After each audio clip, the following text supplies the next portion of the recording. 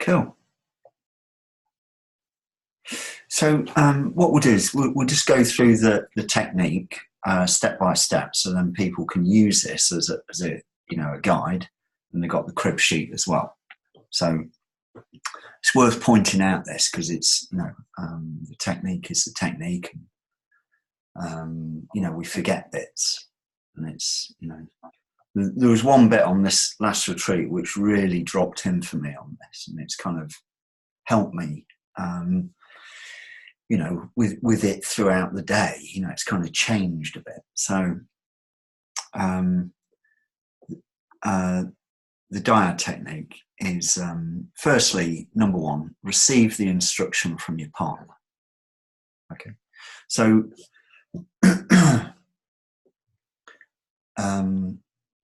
that means that you're up for receiving the instruction, right? So it's like, it's not like a whatever, you know what I mean? Or, it's a kind of, you receive it. And, in this stuff now, when we receive stuff, it's not just here. It's like, the instruction. So, 2, get a sense of yourself, life, the body, whatever the object is,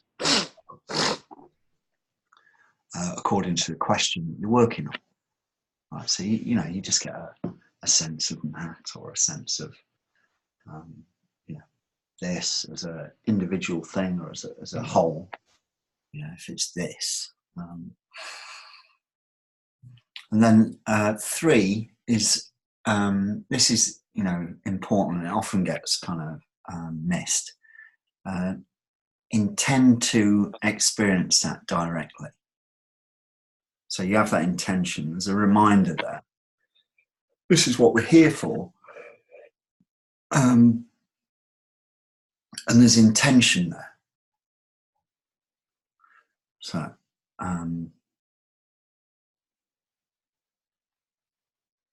4, be open to whatever occurs as a result. Now,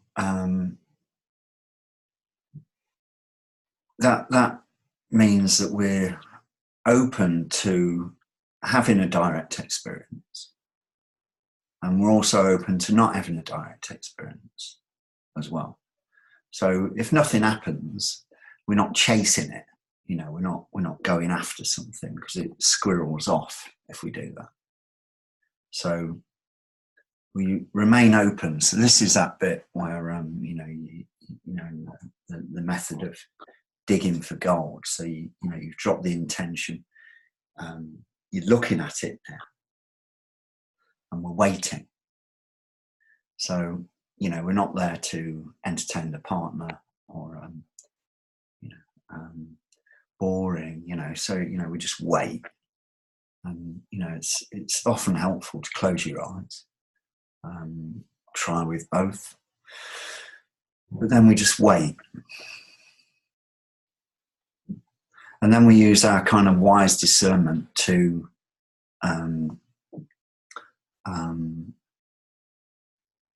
number 5, communicate that to your listening partner.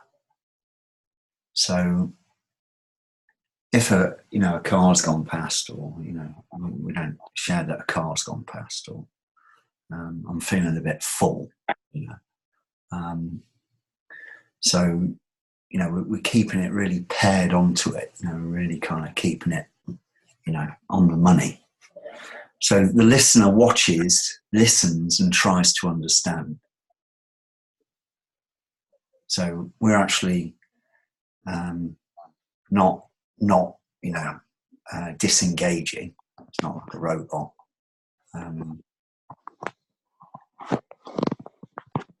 We're actually trying to understand what's going on, what the person is communicating.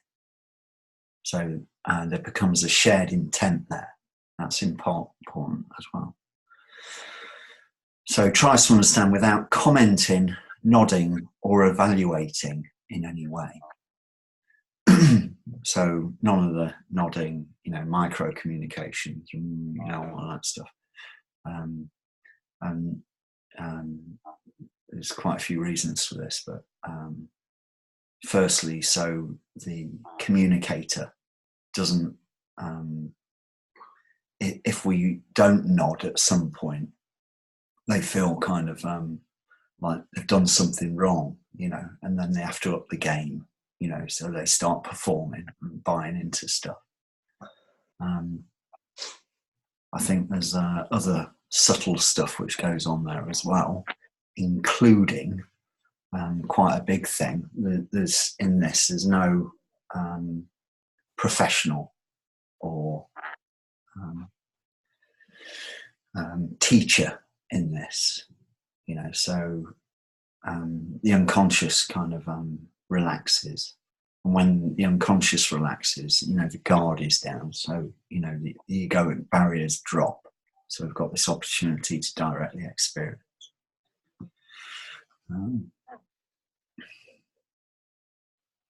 So repeat steps 2 and 5 until the 5-minute gong sounds. The dyad is actually 4 minutes 40 seconds. It's not 5 minutes. 4 minutes 40 seconds. That's what he worked it out at, the most efficient time. And then you both thank each other because it's been a shared endeavour, of intent to directly experience whatever this is. And then you swap over. So do that for 3 or 4 times, and any problems, give us a shout. But was there anything there, Martin, which kind of stood out for you, or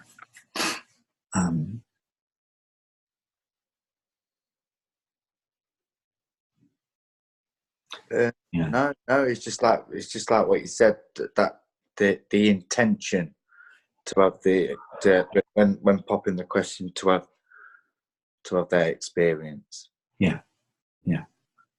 And the questions, because in these ongoing dyads, what is this is always a good one. What is the next step? What needs to be done? What's blocking me? These are the questions, the sort of things that you can work on. And they're slightly different because there's no object of enlightenment, to have a direct experience of. But